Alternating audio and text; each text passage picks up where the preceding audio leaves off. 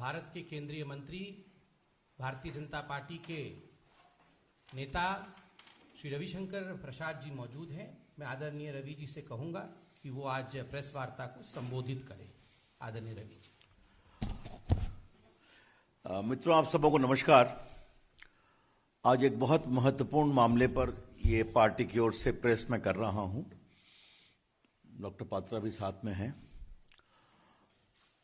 एक ऐसी घटना को कल क्लोजर मिला है बाटला हाउस कांड में, जिसने देश की राजनीति को पिछले 22 वर्षों से बहुत प्रभावित किया है।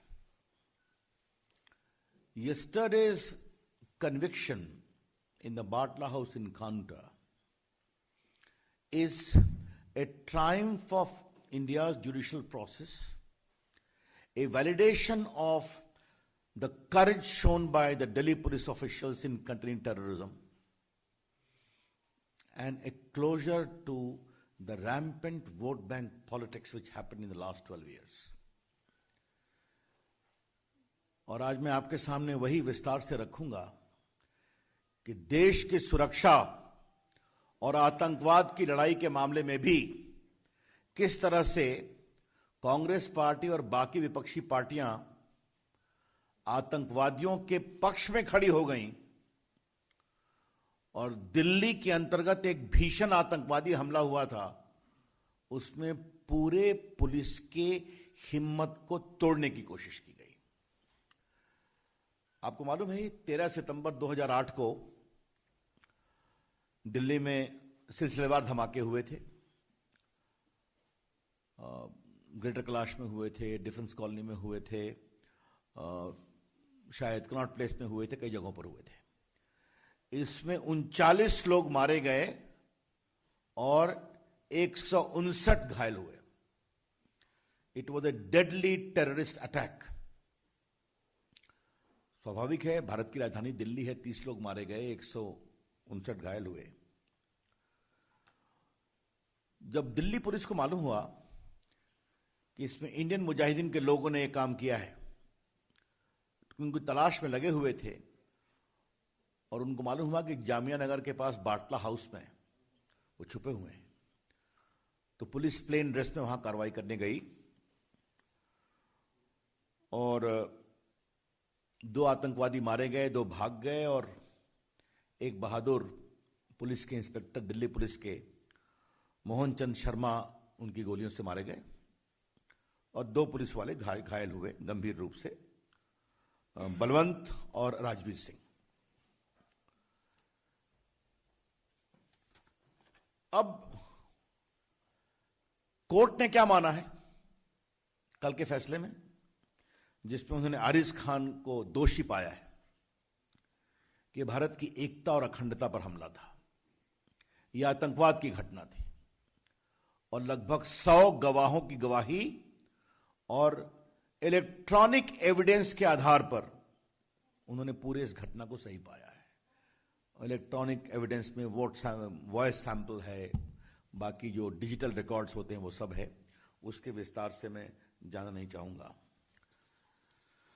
मैं आपको जरा बताना चाहता हूं कि ये आरिज खान साहब कौन थे। आरिज खान उर्फ जुनैद, ये बाटला हाउस इनकाउंटर के अलावे 2007 में यूपी के लखनऊ कोर्ट ब्लास्ट, फैजाबाद और वाराणसी ब्लास्ट में भी शामिल था। साल 2008 में दिल्ली, जयपुर, अहमदाबाद और यूपी की अदालतों में जो धमाके हुए थे, उसके मुख्य साजिशकर्ता का नाम आरिज था। इन सभी धमाकों में 165 लोगों की जानें गई और 535 लोग घायल हुए। In fact, I can very safely say that Ariz Khan was a serial terrorist and a killer. Delhi में 30 लोग और बाकी जगह 165 लोग और उसके इंडियन मुजाहिदीन संबंध थे। और आपको मुझे बताते हुए कभी पीड़ा होती है कि इसको 2018 में नेपाल से पकड़ा गया, तब यह ट्रायल हो सका। एक शाहजादा को पहले 2013 में ही सजा मिली थी और इसको पकड़ा तभी गया सघनता से जब नरेंद्र मोदी की सरकार आ गई। ये इंपॉर्टेंट जानना है।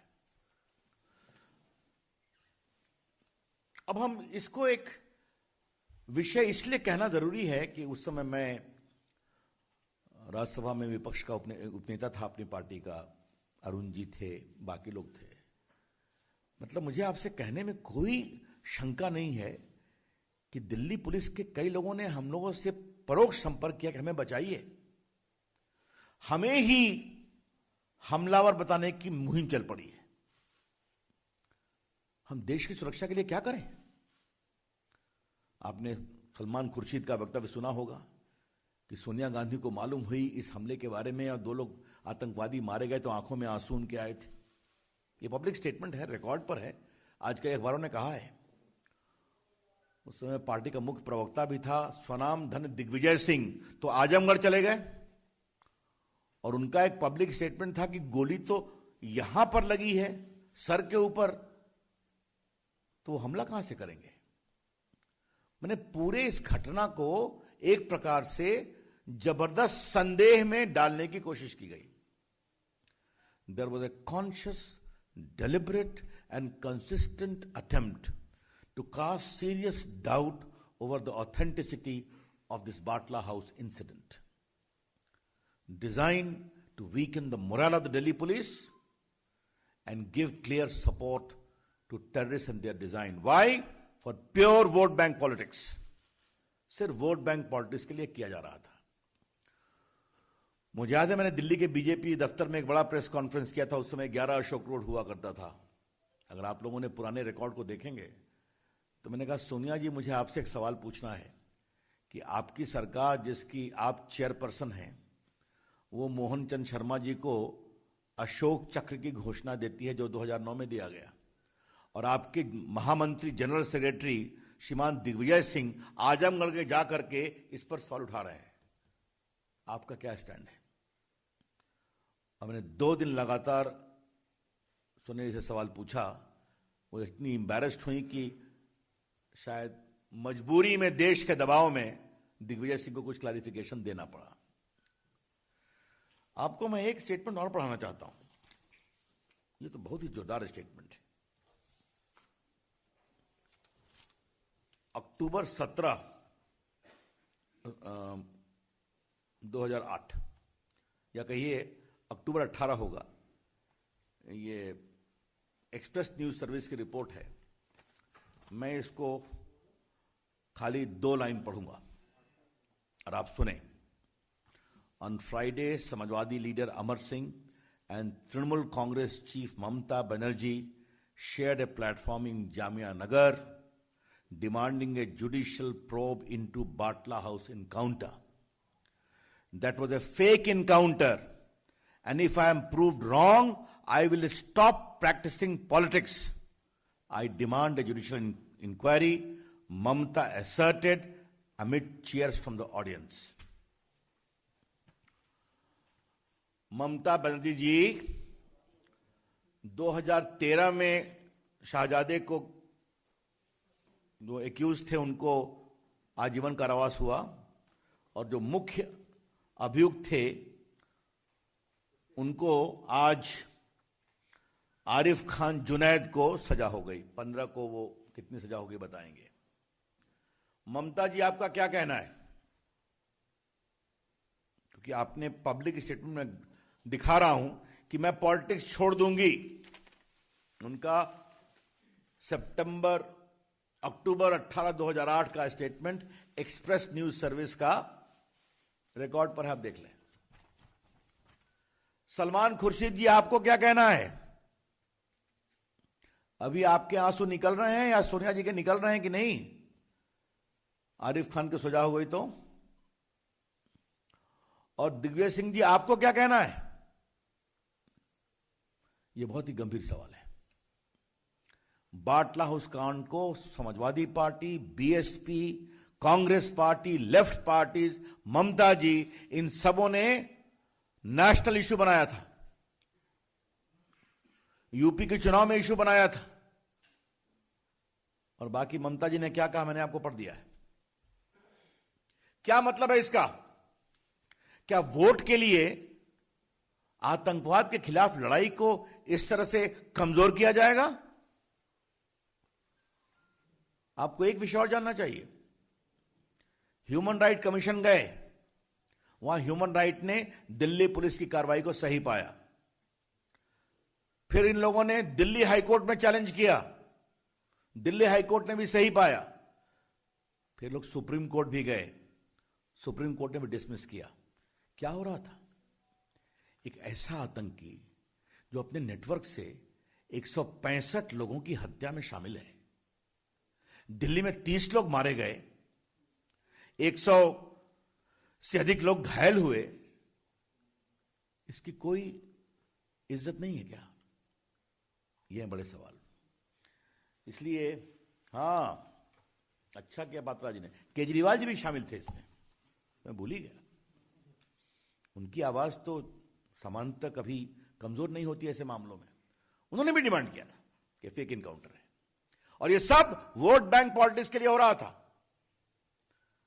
आज जब देश की न्याय प्रक्रिया के द्वारा एक बहुत बड़े आतंकवादी को यह बड़ी सजा मिली है, 100 से अधिक गवाही के आधार पर, साइंटिफिक एविडेंस के आधार पर, मेडिकल एविडेंस के आधार पर, तो क्या यह पार्टियां माफी मांगेगी? हम डिमांड कर रहे हैं, ममता जी, आज आप एक मुख्यमंत्री हैं, 1-1.5 महीने में क्या होगा देश जानता है आपका।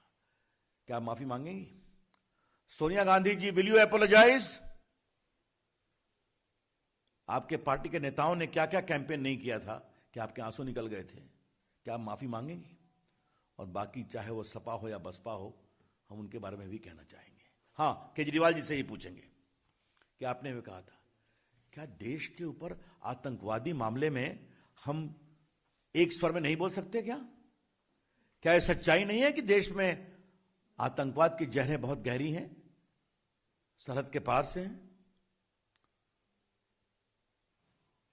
मैं एक बात आज बहुत गंभीरता से पार्टी के फोरम से मांग कर रहा हूं, इन पूरे अभियान से दिल्ली पुलिस के हौसले में कितनी कमजोरी हुई आतंकवाद से निपटने में, इसकी जांच होनी चाहिए, और जांच होकर के देश के सामने बताना चाहिए।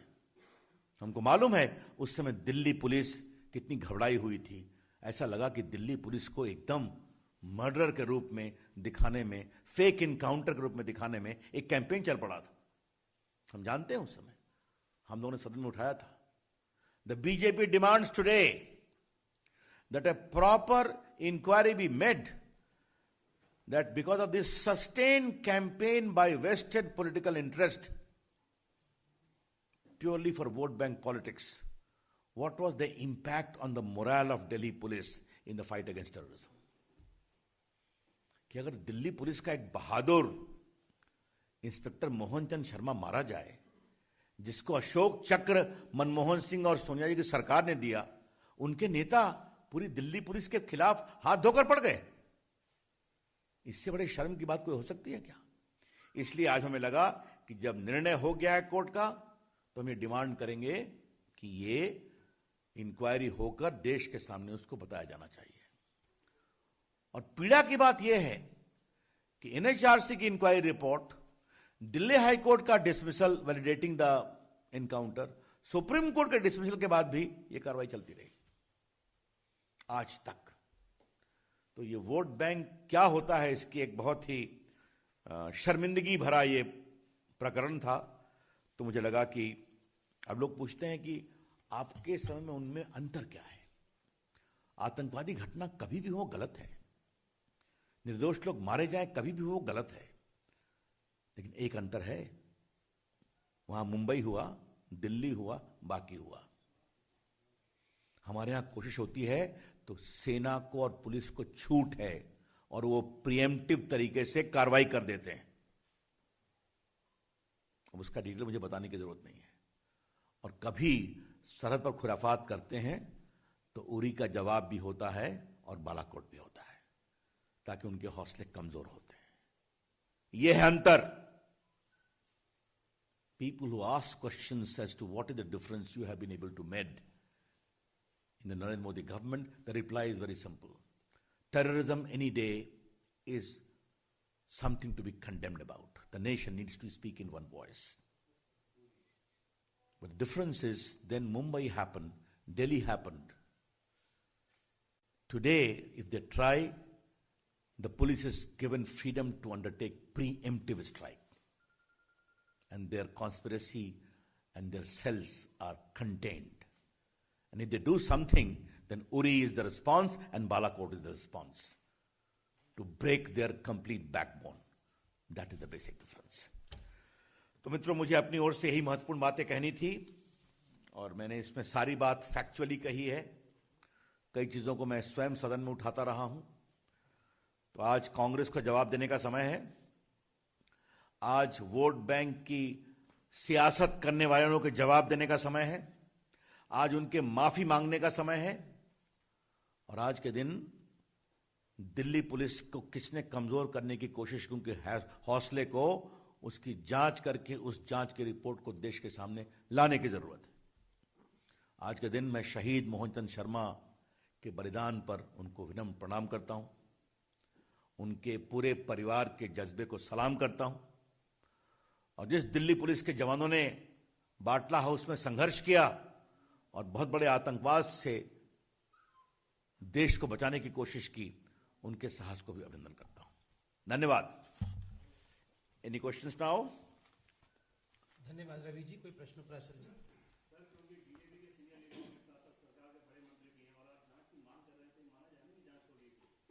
मैं पार्टी के फोरम से बात कर रहा हूं. आप अनुभवी पत्रकार हैं. जब मैं यहां आता हूं तो पार्टी के कार्यकर्ता के रूप में आता हूं और देश की अपेक्षा में आग्रह कर रहा हूं. बाकी शासन अपनी प्रक्रिया से उसके बारे में कार्रवाई करेगी.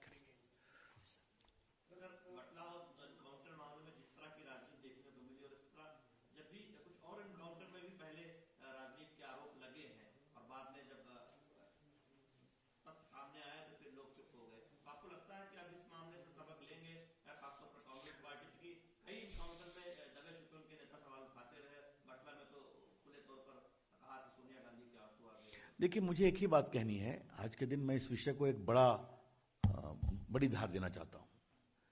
आतंकवाद पर सियासत कितना की जाएगी? क्या आतंकवाद की घटना एक सच्चाई नहीं है? कितने निर्दोष लोगों की जान जाने के बाद वोटों की सौदागरी कमजोर होगी या बंद होगी? ये है बड़े सवाल. इसलिए आज मैंने कोई पॉलिटिकल डिमांड नहीं किया है. जिन्होंने किया उनका माफी मांगना बनता है कि नहीं बनता है, यह विषय उठाया है. रवि जी, आम आदमी अगर आतंकवादियों के बारे में बात करता है या फिर उनका साथ देता है तो उसके खिलाफ देशद्रोह वगैरह का मुकदमा लगता है, कानून मंत्री. लेकिन पॉलिटिकल सिस्टम या जितने बड़े बड़े नेता आतंकवादियों को खुलेआम सपोर्ट कर रहे थे और आप बीजेपी के मन से सिर्फ माफी की बात कर रहे हैं. क्या इन ऐसे नेताओं के खिलाफ भी देशद्रोह या इस तरह का मुकदमा दायर? देखिए, पहले हिंदुस्तान एक लोकतंत्र है. उन्होंने एक डिमांड किया जो गलत था और काफी मामले में आतंकवाद के खिलाफ कार्रवाई में समझौता करने की भी बात थी. मैंने एक्सप्लेन किया है. लेकिन अगर मैं आपको इस परिदृश्य को पिछले 12 साल की राजनीतिक के आलोक में बताऊं तो हाशिए पर चले गए कि नहीं चले गए? कुछ सीखेंगे वो? देश की सोच किधर है? भारत के लोग, भारत की सेना और भारत के सुरक्षा कर्मियों के कमजोर करने वाले हौसले की किसी सियासत को बर्दाश्त नहीं करते हैं. और जो लोग डिमांड कर रहे थे वो कहां है? खुद उनकी पार्टी कितनी कमजोर है ये देश ने देखा है. धन्यवाद. Yes madam.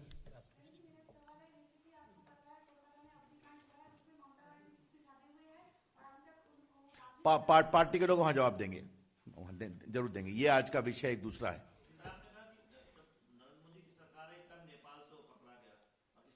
मैंने 2018 का ईयर भी बताया. वो भागा हुआ था, वो भटकल ग्रुप के साथ संपर्क में था.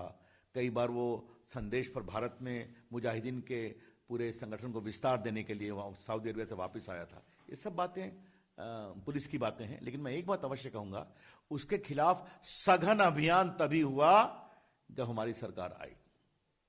पूरा कस करके एक प्रकार से उसकी जांच की गई, परख की गई, कहां गया, और दिल्ली की पुलिस लोग जाके उसको पकड़ के ले आए. हिमांशु जी, लास्ट क्वेश्चन.